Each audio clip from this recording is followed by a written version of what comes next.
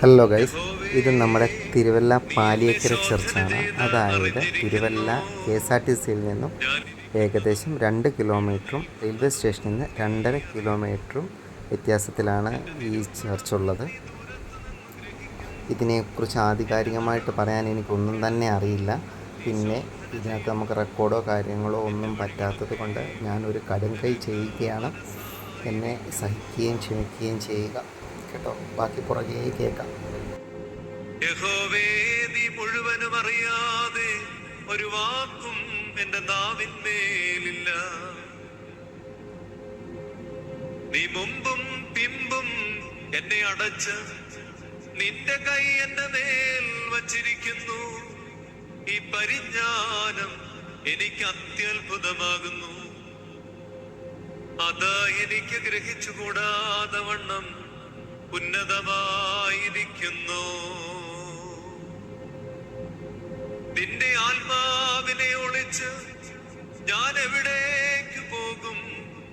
തിരുസന്നിധി വിട്ട് ഞാൻ എവിടേക്കോടും? ഞാൻ സ്വർഗത്തിൽ കയറിയാൽ നീ അവിടെയുണ്ട്. പാതാളത്തിൽ എന്റെ കിടക്ക വിരിച്ചാൽ നീ അവിടെയുണ്ട്. ഞാൻ ഉഷസ്സിൻ ചിറകു ധരിച്ച് സമുദ്രത്തിന്റെ അറ്റത്തു ചെന്ന് പാർത്താൽ അവിടെയും നിന്റെ കൈ എന്നെ നടത്തും. ഞാൻ കഷ്ടതയുടെ നടുവിൽ നടന്നാലും നീ എന്നെ ജീവിപ്പിക്കും. എന്റെ ശത്രുക്കളുടെ ക്രോധത്തിന് നേരെ നീ കൈ നീട്ടും. നിന്റെ വലങ്കൈ എന്നെ രക്ഷിക്കും. യഹോവ എനിക്ക് വേണ്ടി സമാപ്തി വരുന്നു. യഹോവേ, നിന്റെ ദയ എന്നേക്കുമുള്ളത്. തൃക്കൈകളുടെ പ്രവൃത്തിയെ നീ ഉപേക്ഷിക്കരുതേ. ദൈവമേ, എന്നെ ശോധന ചെയ്ത് എന്റെ ഹൃദയത്തെ അറിയണമേ. എന്നെ പരീക്ഷിച്ച് എന്റെ നിലവുകളെ അറിയണമേ.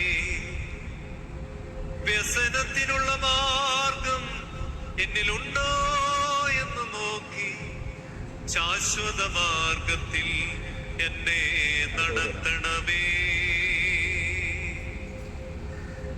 യഹോവേ, ഞാൻ നിന്നെ വിളിച്ചപേക്ഷിക്കുന്നു.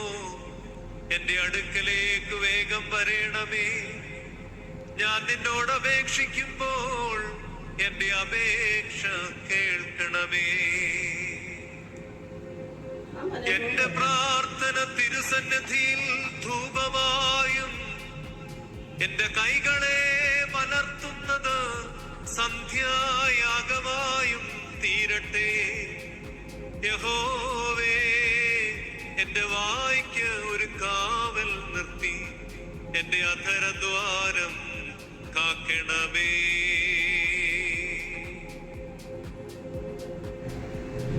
കർത്താവായ യഹോവേ, എന്റെ കണ്ണ് നിങ്കലേക്കാകുന്നു.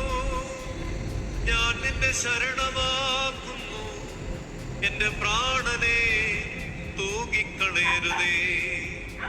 യഹോവേ, ദുഷ്ടന്റെ കയ്യിൽ നിന്ന് എന്നെ കാക്കണമേ.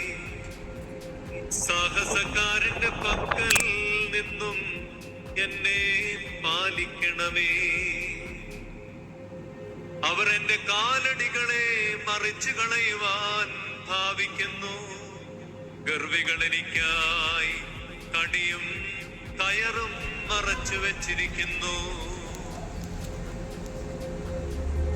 നീ എന്റെ ദൈവമെന്ന് ഞാൻ യഹോവയോട് പറഞ്ഞു.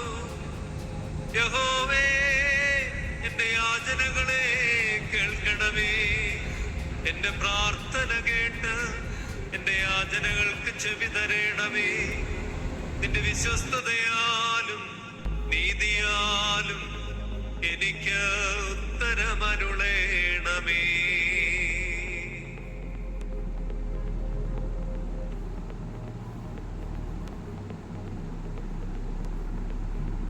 ഈ ഒരു കടുങ്കൈ ചെയ്ത വേറെ ഒരു ഓപ്ഷനും ഇല്ലാഞ്ഞിട്ടാണ് കേട്ടോ. പിന്നെ തിരുവല്ലയിലെ ഞാൻ മിക്കവാറും വരുന്ന ഒരു പള്ളിയാണിത്. ഇവിടുത്തെ ആംബിയൻസ് എന്ന് പറഞ്ഞാൽ നമുക്ക് വാക്കുകൾ കൊണ്ട് പറഞ്ഞു തീർക്കാൻ പറ്റുന്ന ഒരു കാര്യമല്ല. പിന്നെ പുതിയ പുതിയ വിശേഷങ്ങളും ഒക്കെ ആയിട്ട് ഇനി നമുക്കിനി വീണ്ടും അടുത്ത വീഡിയോയിൽ കാണാം. അതുവരേക്കും എല്ലാവർക്കും ഒരു നല്ല ദിവസം ആശംസിച്ചുകൊണ്ട് ഞാൻ തൽക്കാലത്തേക്ക് വിട പറയുന്നു. Okay, bye.